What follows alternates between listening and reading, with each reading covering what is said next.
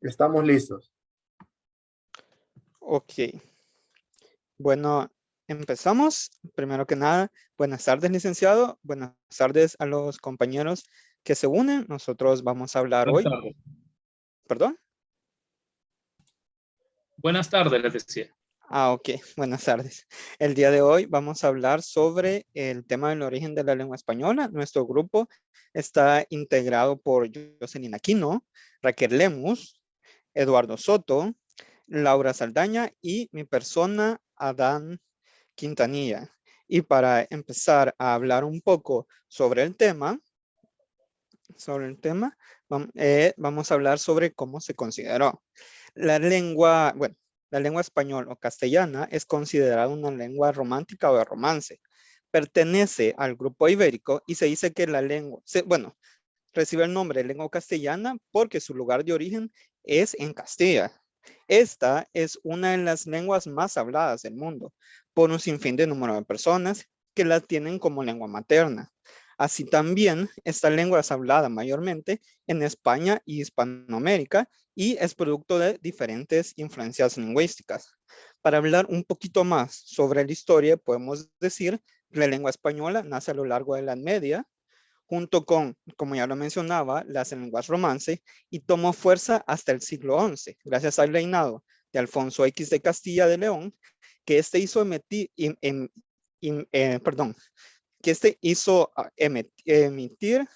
perdón, este hizo emitir documentos reales en español. Y estos no fueron traducidos al latín como se hacía en ese entonces, sino que fueron dejados en español. Y esto como que oficializó la lengua por el uso que el reinado le daba. Uh,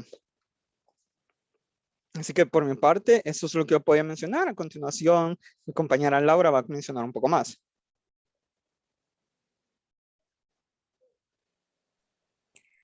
Buenas tardes. Sus orígenes. El latín es una continuación moderna del latín denominado latín vulgar o latín popular. Sus variaciones fueron ocasionadas por el Imperio Romano, perteneciente al grupo de lenguas indoeuropeas por el filósofo William Jones, que notó similitudes entre el sánscrito, el latín, el griego y el persa.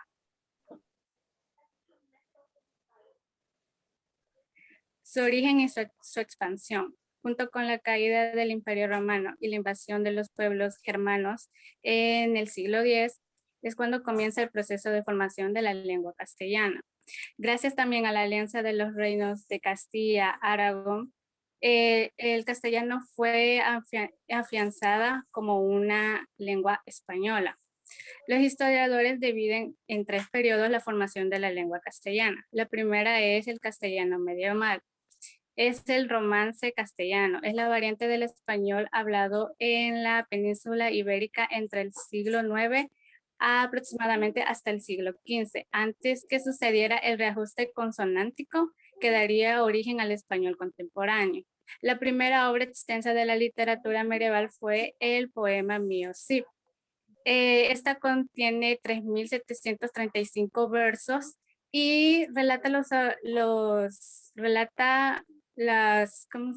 hechos sobre el caballero medieval de Rodrigo Díaz. También está el castellano medio. Esta es una variante del español usada entre finales del siglo XV. Esta variante es marcada por una serie de cambios fonológicos y gramaticales que así transformaron el español medieval en un español moderno. Está también el español moderno. Aquí vemos una estabilidad interna, pues no hay muchas variaciones fonéticas y el vocabulario básico no sufre tantos cambios, a excepción del cambio que se dio en la fase del léxico de la civilización. Pero la fundación de la Real Academia en 1713 supone el primer paso para cimentar una futura labor reguladora.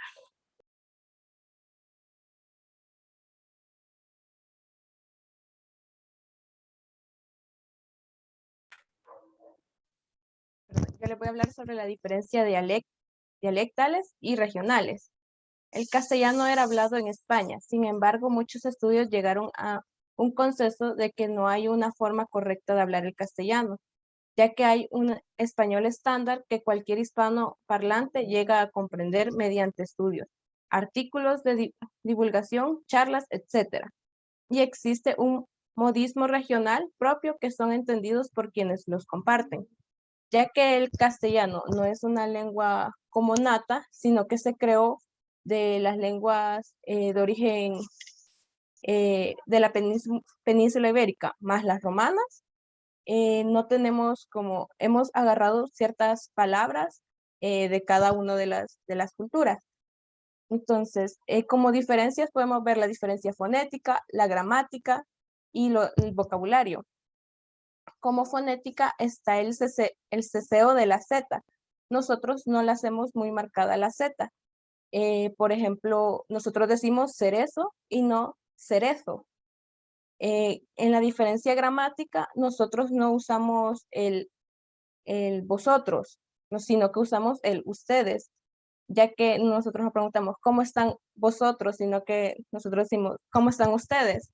Y en la diferencia de vocabulario es que para una cierta cosa se puede decir de diferentes maneras y siempre es lo mismo. Por ejemplo, está carro, automóvil y vehículo, que significa lo mismo. Teléfono, celular y teléfono y celular significa también lo mismo. Como signos de exclamación e interrogación, es la única lengua que utiliza signos de apertura para las preguntas y exclamación. Por ejemplo, ¿por qué me miras así? Y la noche está fresca. Eso sería todo de mi parte. Ahorita iría a nuestra siguiente compañera. Gracias. Muy buenas tardes. Yo les hablaré acerca de las variedades lingüísticas. ¿Qué son las variedades lingüísticas? La variedad lingüística hace referencia a la diversidad de usos de una misma lengua según la situación comunicativa, geográfica o histórica en que se emplea y según el nivel de conocimiento lingüístico de quien la utiliza.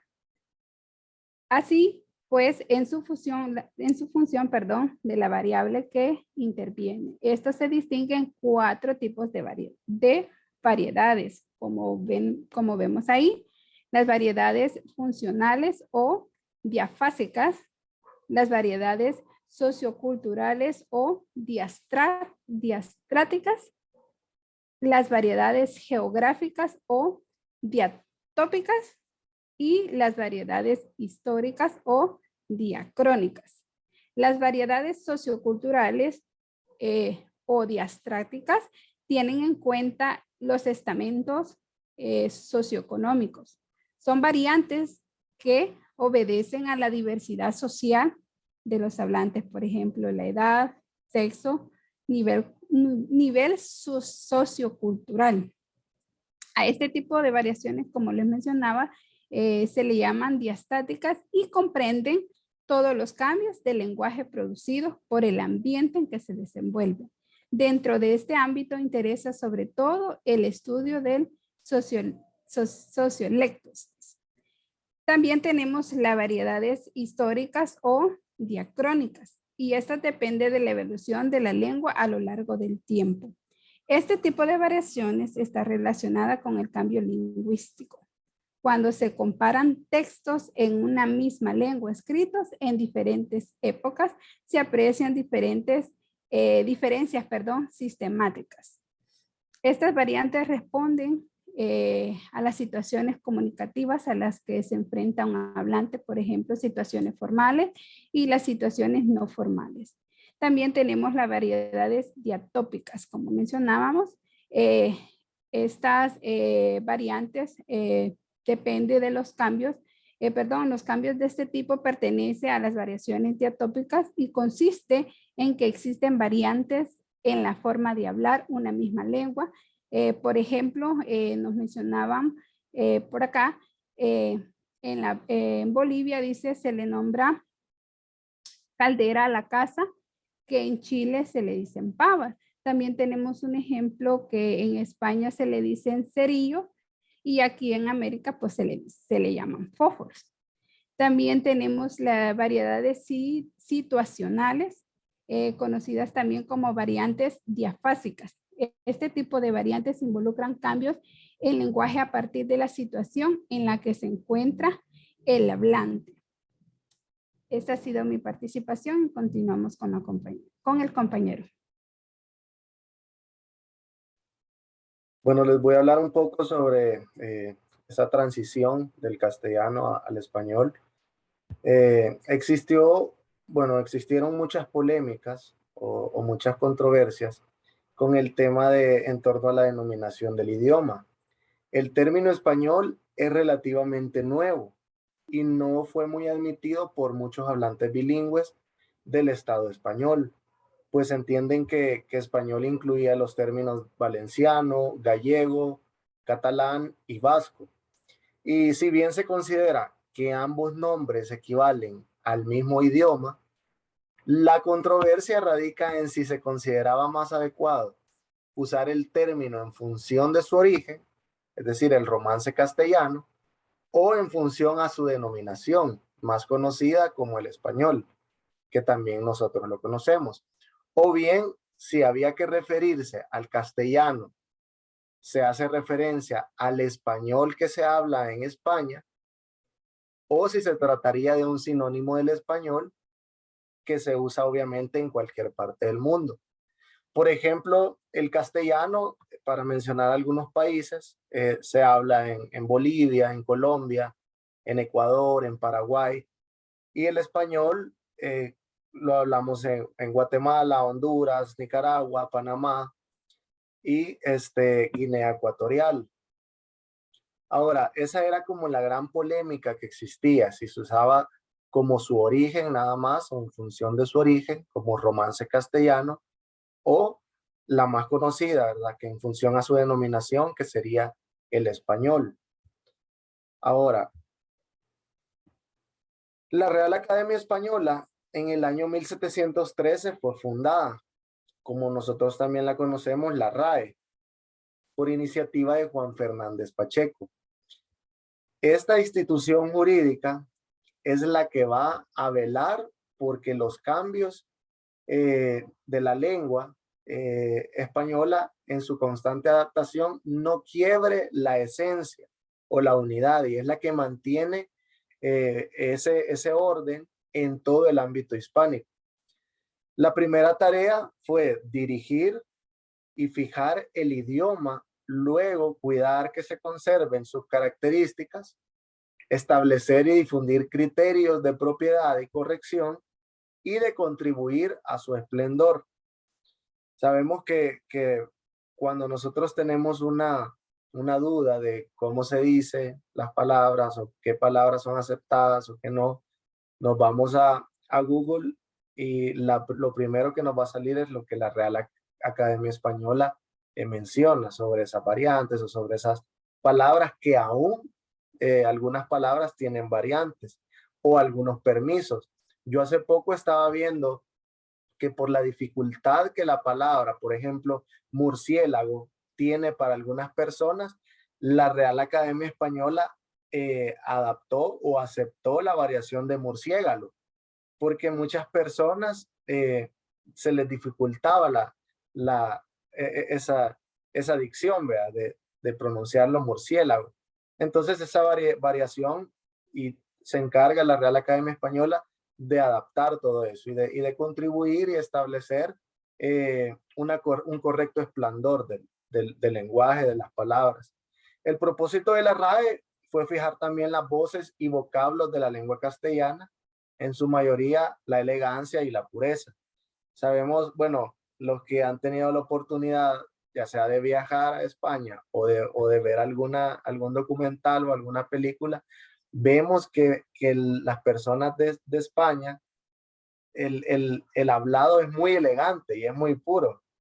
Entonces da gusto escucharlo. También, bueno, en Colombia también da gusto escuchar cuando la gente habla, ¿verdad? Y a algunos no les da mucho gusto cuando nosotros hablamos, pero ambas lenguas o ambas variaciones tienen su riqueza, ¿verdad? Y tienen su por así decirlo, como su esplendor y su regionalismo. Entonces, hoy en el mundo hay unos 5.000 idiomas, subdivididos en muchísimos dialectos o formas locales de los idiomas. Pero la lengua española se habla en muchos países por varios cientos de millones de personas. He tenido la oportunidad de hablar con personas anglo, personas de Estados Unidos, y ellos hayan tan increíble aprender el español y se fascinan tanto, pero ellos dicen es uno de los idiomas más complicados por todas las reglas, por todo lo que conlleva. Es mucho más fácil aprender a hablar inglés o aprender a hablar otro idioma que hablar el español. Entonces, solo pensemos en cómo nosotros conjugamos las palabras o los verbos.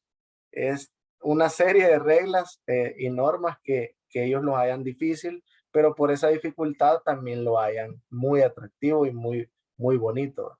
Entonces, creo que nosotros como personas, como para ir concluyendo, debemos también de sentirnos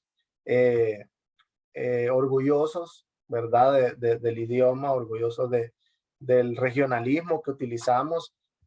Cuando la gente dice que ustedes hablan muy feo, ustedes hablan cantado, yo creo que es parte de todo, de sentir, de la propiedad que el idioma también nos da y nos causa en El Salvador. Entonces, creo que debemos sentirnos orgullosos de todo esto y tratar de hablarlo, de sentirnos que esto nos pertenece a nosotros. Entonces, muchas gracias por el tiempo, licenciado, y compañeros también que se han sumado a la presentación. Nosotros fuimos el segundo grupo, así que gracias por el tiempo. No sé si hay algún comentario, licenciado. Sí, muchas gracias. Muchas gracias por la exposición. ¿Son 5 o 4? Yo anoté 4. 5 somos.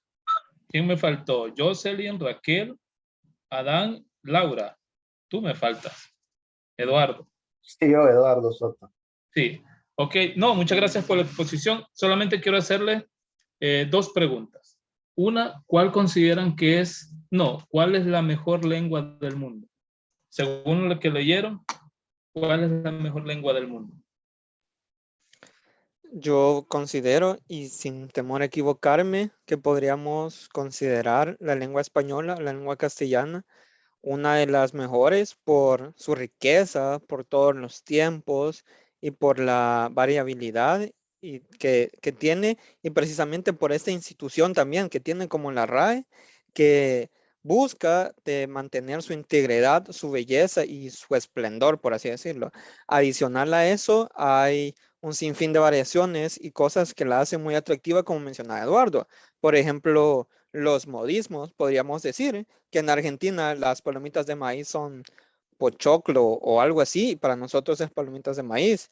Entonces, hay como todo este tipo de modismos. Por ejemplo, en México, a los que se llaman Jesús les dicen chucho, y acá en el país, un chucho es un perro. Entonces, todo esto lo hace como que bien atractivo y bien interesante. Hasta hay todavía ciertas bromas, ciertos memes de que dice el gringo, al fin aprendí inglés. Y luego llega alguien que habla español nativo y dice, la cosa se puso color hormiga. Entonces se queda como, ¿qué pasa? O como, mira este audio, por decir algo. Son cosas que atraen y envuelven y lo vuelven interesante. Por mi parte, esa sería la respuesta. Ok, gracias. Según la lectura, realmente cuando a mí me preguntan cuál es la mejor lengua del mundo, yo voy a decir que la mía, pues, la castellana o el español. Pero no existe, o sea, en cuestión de estructura no existe una mejor que otra. Todas tienen esa delicadeza, todas tienen esa belleza, todas tienen prácticamente esos aspectos que gustan y que de alguna manera son interesantes. Y lo otro, ¿qué tanto influyó el tema de la invasión de Cristóbal Colón a América en el lenguaje que nosotros utilizamos?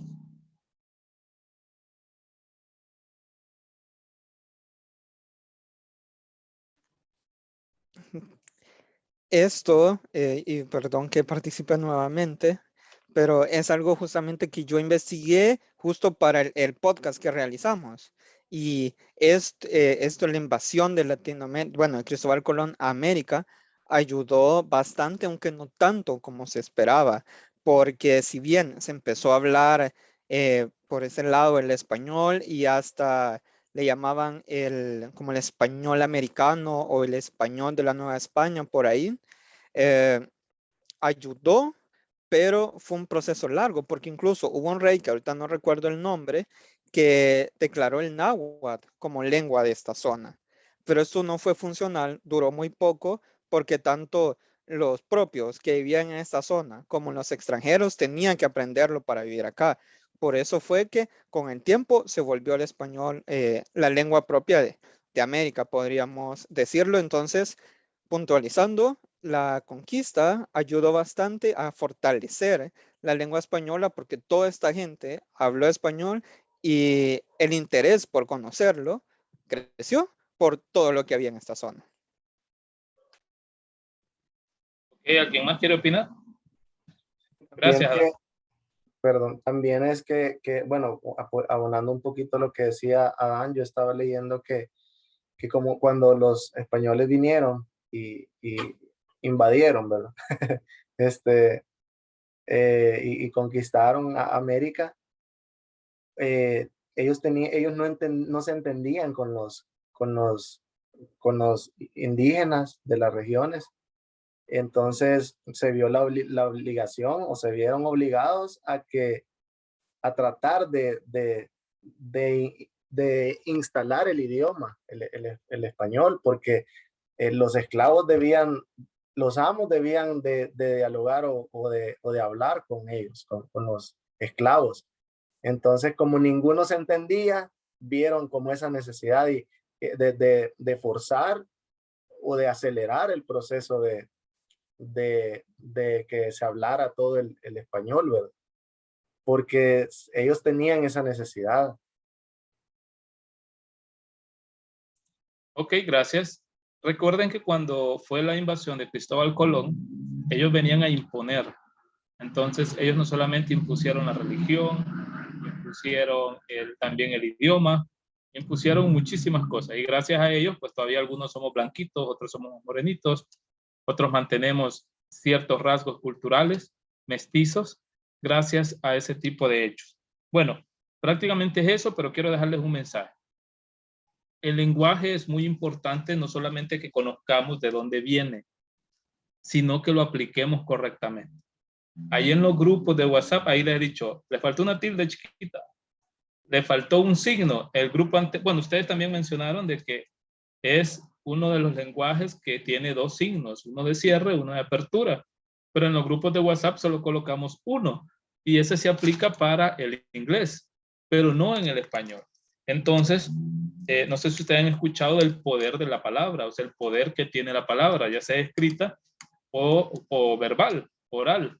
Entonces, aquí el llamado es a que usemos correctamente el lenguaje, que practiquemos más para usar la gramática, la ortografía, la sintaxis, bueno, mantener una buena redacción, que al fin de cuentas es parte de lo que buscamos con esta materia. Pero bueno, chicos, les agradezco mucho.